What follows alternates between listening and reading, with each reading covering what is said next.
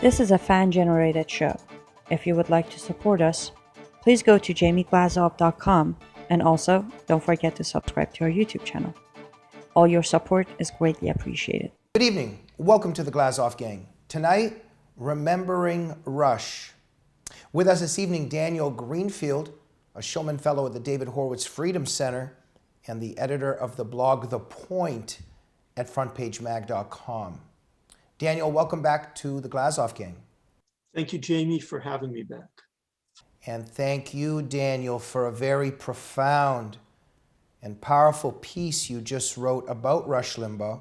It's called Rush, the Fearless Warrior of the Conservative Counterculture Goes to His Rest. It's a sad time. It was a sad day. It continues to be sad days, Daniel. Let you begin. You began your article saying how over 50 years ago, Rush came on the scene at his own little radio station. Tell us about it. It's very striking that the first year that Rush Limbaugh began in radio, he was a teenager, was the year of Woodstock. It was 1969. You had this peak of the counterculture that was becoming the culture. Today, nobody can argue that the so-called counterculture of the day is now the dominant culture. It's the one we see on television. It's the one we see in movies. It's the one that the people in power tend to pay obeisance to.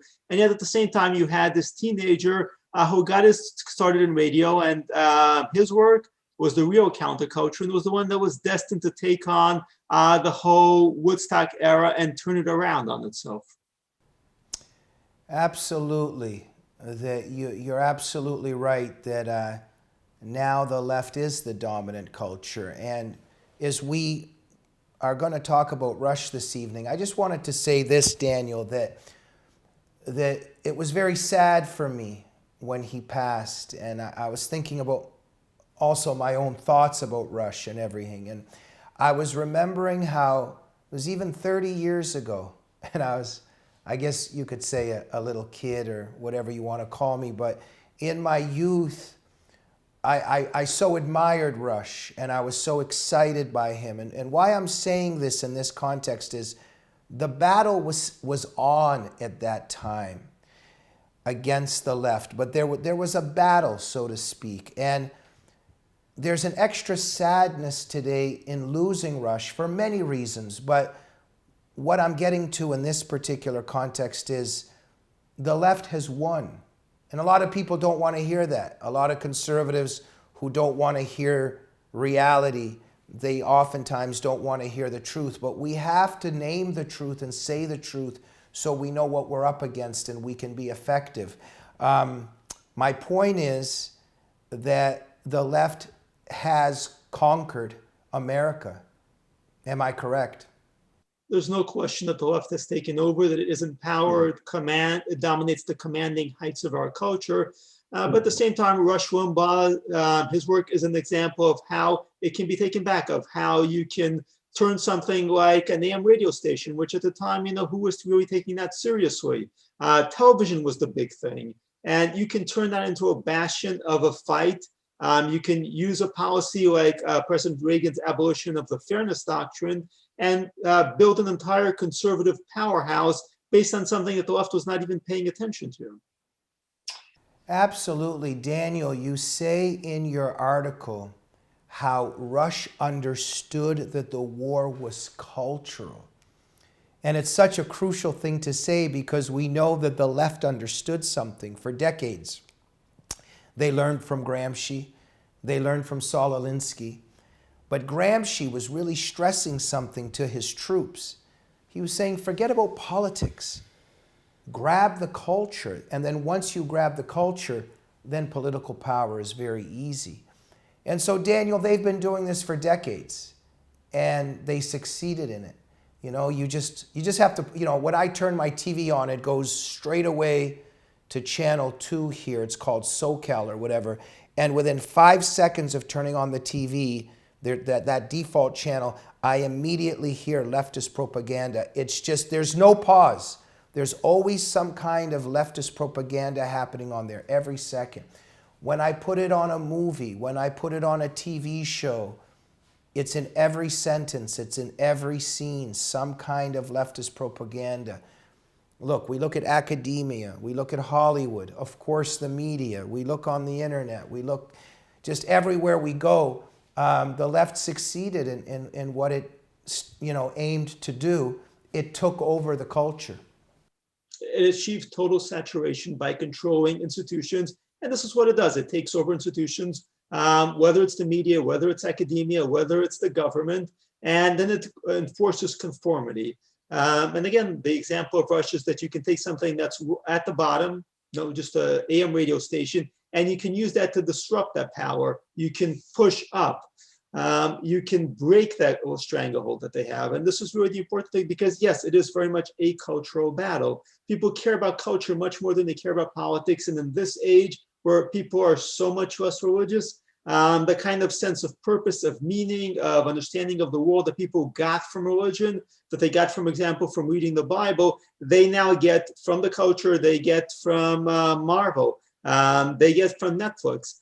They're not getting that from the Bible anymore. They're getting that sense of meaning in life from the entertainment that's being cranked out by the culture. They're getting it from the so-called news, which is telling them exactly what the real world is supposed to be like. And this is, again, a place where you can disrupt, where you can take that on, where you can challenge the conformity. Because the thing is, revolution is very easy to sell as culture. And this was the secret of the left's success. They're always trying to sell their material as cool, as revolutionary, as disruptive. But the truth is, they're the ones in power. They're the ones that have control. We are the actual revolutionaries. We're the counterculture. And that's the point that's really being made in that headline. Rush Limbaugh, when he got started, very quickly became a warrior of the counterculture, because the left pretends that it's rebelling, that it's taking on the power, but it is the power. We're the ones taking on the power. Absolutely, and they've been so successful. And I just think about lately how bolshevism took over, and it has the technology now, and that deadly combination. And I look at so many young people around me when I go out into the culture, wherever you want to go. And so, they've got their iPhone and they're on their Instagram. Oh, how many likes did I get? Oh, now I'm going to do a selfie and, get more tattoos. And then all of a sudden, this government body comes to them and says, you see that dot on the floor? Stand over there. And they go, oh, cool. And then they go stand on that dot. And now you've got to wear this mask. Oh, cool. And now you've got to socially distance. Now we're going to destroy your business. Now you can't go to the job because you need to be safe. And they're all like, oh, yes, we need to be safe, but at least I have my Instagram. It's actually horrifying to watch. And the left has completely won on this level. I mean, the KGB used to talk about what they would do to our youth. And within a couple generations, I just don't have a clue what we can do in this situation. And those messages too of Trump is evil, Trump is evil, Trump is evil, and then transgender, nuclear family, evil. It's a very sad situation, Daniel. Well, they had total control of the Soviet Union. They controlled the culture, they controlled the politics, they controlled academia. There were no dissenting voices allowed. Everything was stamped out. And yet you had, from the bowels of that regime, that incredible, you know this better than anyone. You, your father, your family know this better than anyone. From the bowels of this Iron Curtain, a next generation rose up, a generation of students, a generation of a handful of young people, but also some older people that survived all this, who were going to fight for freedom, who were going to fight for meaning, because the system gave them no meaning in their lives. Everything that was offered to them was completely hollow, it was sterile, it was a lie. And they sensed that. It wasn't in the darkest days of the Stalin era, or even right afterward under Khrushchev, where people just really didn't have enough to eat. They were physically miserable. Really, the peak of the rebellion came when people were spiritually miserable. And I think that is what we have to look for. Absolutely, Daniel. There's all my years in studying the left, there's always the left, and then there's death.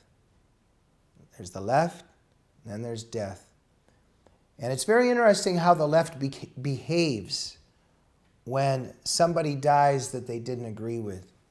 And you don't see that on our side. You don't see that on our side. But boy, do they hate Rush. And we know about the quotations from Lenin, from Che Guevara, from Mao Zedong about what should be done with people who disagree politically. And wow, on social media, what the left was saying and how it was celebrating Rush's death, it's horrific and haunting. What does it say about the left, Daniel? I mean, the obvious thing is that they're ghouls, but the other thing is really they're animated by hate. They have very little in the way of actual positive messaging, despite the fact that they insist that they are the positive ones. When they go low, we go high. No, they're animated by hate. They're animated by the desire to destroy. All their positive so-called policies are really projects of destruction, destroying America, destroying the Western world, destroying knowledge, destroying ideas, all under the claim that there's this evil, this persecution, the suppressive regime that they have to bring down. And they are the oppressive regime. They are the persecutors. And when somebody actually challenges them, when somebody humiliates them, when somebody like Rush Limbaugh rubs their face in their hypocrisy, then they become obsessed with destroying them because they believe if they can actually shoot the messenger, it silences the message. And yet that never works. It's very understandable why they hated Trump so much. They had to get rid of Trump. They had to get rid of Trump because Trump was in the way of the left finishing off what Obama started. Trump was in the way of what the deep state wants to do, what the Great Reset aims to do, and what the left aims to do. They had to do it. DeSantis, of course, is next on their list because he's exposing the ludicrousness and the hoax of all of these lockdowns. So they've got to get rid of DeSantis. It's a very bad example for the New World Order that they're trying to set up, seeing all these free people in Florida living freely. It's a horrible thing for them. They hated Rush. They hated Rush with a passion. Why did the left hate Rush so much? He was obviously doing something very beautiful. He was confrontational, and the left really loathes it when you stand up to them. They will accept tame political opposition before they can crush it, but when you stand up to them and when you ridicule them the way Rush did, they have no defense against that because the left wants to seem cool. And when you mock them, when you successfully ridicule them, and this was, again, when I discuss counterculture, when I discuss Rush Limbaugh as a happy counterculture warrior, this is what he did so well. He ridiculed the left. He made them seem absurd. He made them seem pathetic. He infuriated them. And the more they became infuriated, the more ridiculous they seemed. And this just created a feedback cycle where they would just rage impotently because Rush was making them look ridiculous. And they're so inhuman. They're so cruel.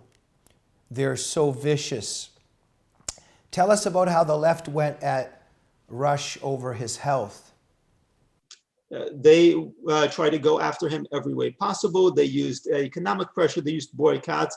And when he did have medical problems, and we know he had medical problems, his health was declining, and now sadly he passed away. They repeatedly tried to smear him every way possible.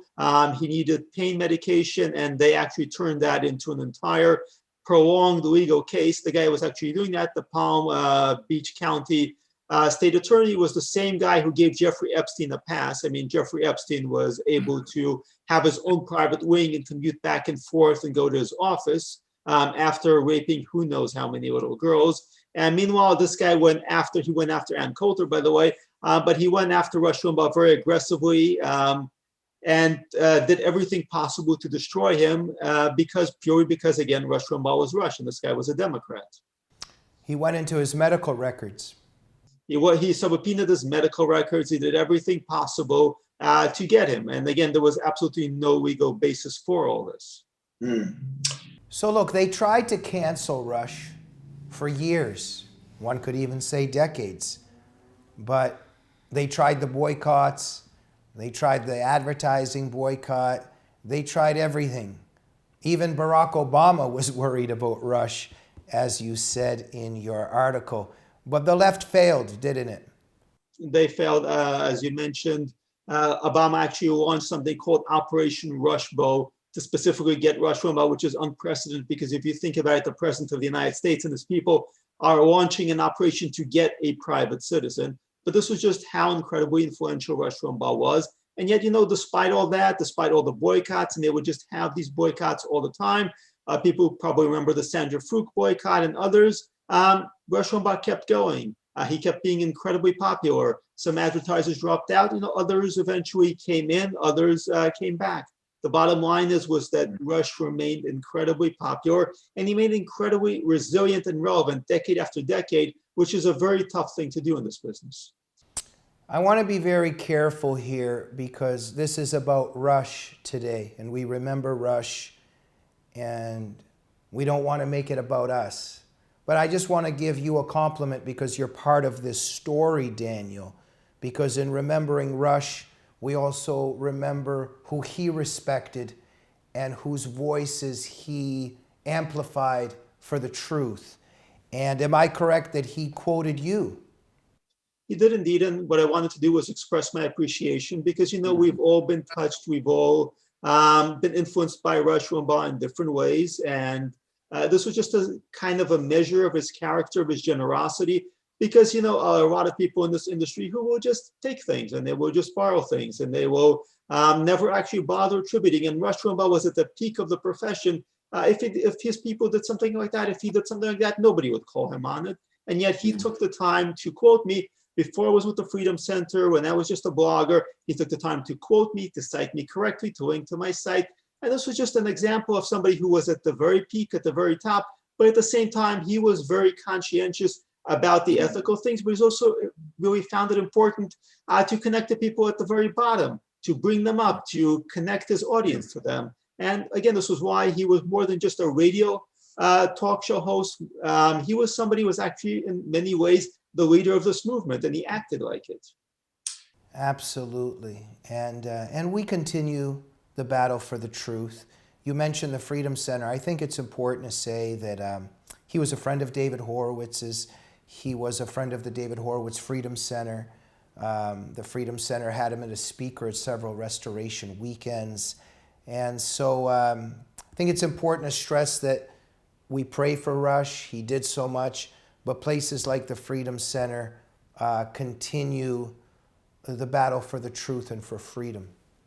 Exactly. It's important to remember that because really the measure of a great man is what he leaves behind. It's not just what he does when he's there. It's how the changes that he created, the revolution he brought forward, continue to resonate and echo around us. And really the kind of vast radio landscape we're seeing, and the spin-offs like the Glazov Gang for that matter. I mean, what you're doing, it's also a spin-off of what Rush was doing. So much of what we do is really made possible by him.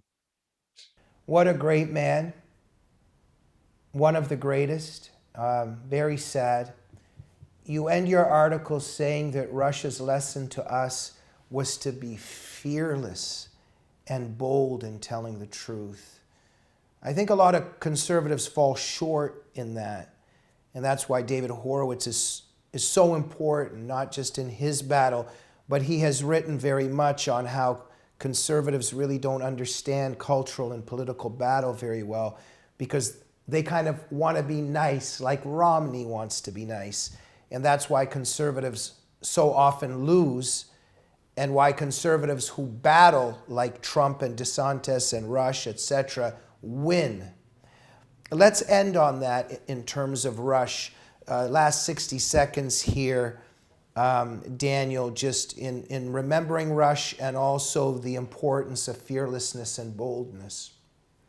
You can see why David Horowitz and Rush Limbaugh were friends. They both have that fearless quality. They both love to fight, and they both remain happy when doing it. They both remain upbeat. And really, this is the powerful quality. It's a quality that the left fears and hates. The left wants people who will submit to it. At the very least, it wants people who are surly, who are fundamentally broken, and who are going to stay broken. And Rush Limbaugh never let it get him down. And that is a lesson for all of us. As bad as things are, as hard as times are in some ways, don't let it get you down. Keep on fighting and keep on being happy and enjoying life. Absolutely. When we say that we're for freedom, what the left wants to do is to say, you're a racist, you're a transphobe, you're a homophobe, you're a white supremacist, and then the terrified conservative will say, oh, I'm so sorry, and just disappear. And they hate conservatives who expose those vicious slanders and libels and continue fighting for liberty and freedom, right? Absolutely. I couldn't have said it better myself. Thank you. Daniel, thank you for remembering Rush with your golden words.